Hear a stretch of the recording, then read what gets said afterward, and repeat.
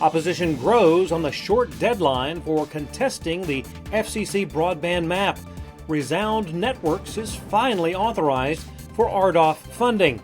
Emergency connectivity funds and broadband planning grants are awarded, and Verizon helps keep the Santa hotline dream alive. Those stories and more on This Week in the Broadband Universe. Hello everyone and welcome. I'm Craig Corbin. A January 13th deadline to contest the recently released FCC broadband map is being met with almost universal opposition. Among those looking for an extension, the congressional delegation representing Georgia.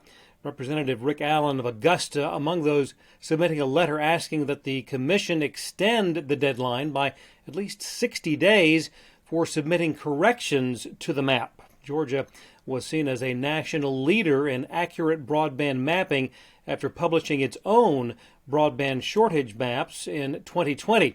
The Georgia research illustrating that the lack of broadband in the Peach State was far more extensive than FCC maps showed, with a delta of more than 70%. At stake, part of the more than $42 billion in broadband funding from the federal government. Well, it's taken more than 2 years since the Rural Digital Opportunity Fund auction was completed, but the FCC has finally indicated that funding for winning bidder Resound Networks will be authorized. The company was one of the 10 largest bidders in the RDOF auction at $311 million. The FCC has given the green light for Resound projects in Arizona, Arkansas, Colorado, Kansas, New Mexico, Oklahoma, and Texas. 61 grants in the Border-to-Border Broadband Development Program have been awarded by the Minnesota Department of Employment and Economic Development. The grants total just shy of $100 million, with the largest grant, $5 million, awarded to East Central Energy.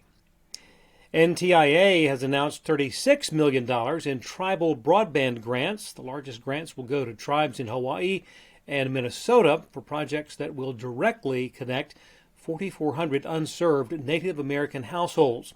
The Tribal Broadband Connectivity Program is a nearly $3 billion program. Also from the National Telecommunications and Information Administration, new planning grants totaling more than $75 million.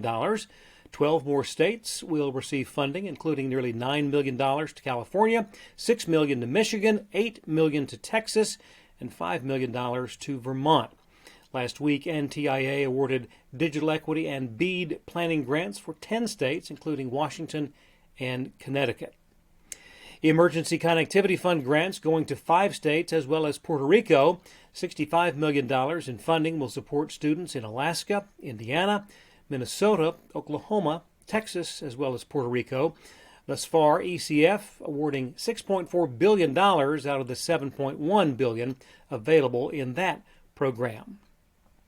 Elsewhere, Bally Sports has signed a carriage deal with Fubo TV for all 19 of their regional sports networks in a $69 a month base tier.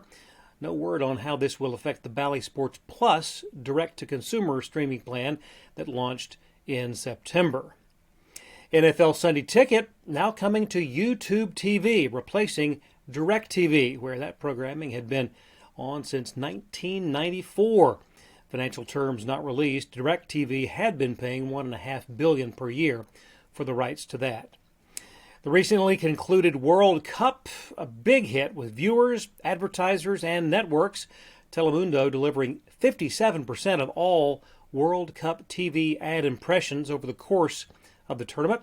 Fox collecting nearly 28%.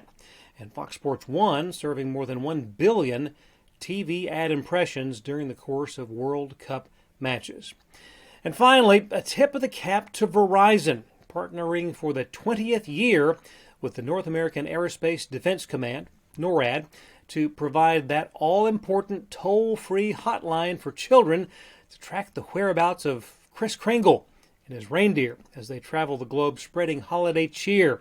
The program goes all the way back to 1955, when a youngster tried to reach Santa Claus by dialing a misprinted phone number from a local department store newspaper ad. Instead of reaching Santa, the child actually called the Continental Air Defense Command Operations Center, the predecessor of NORAD. The commander on duty that night, Air Force Colonel Harry Shoup, answered the phone call, quickly realizing that a mistake had been made, but reassuring the child that he was in fact Santa. More calls would come, and Colonel Shoup assigned a duty officer to continue answering each and every one. And so the tradition was born.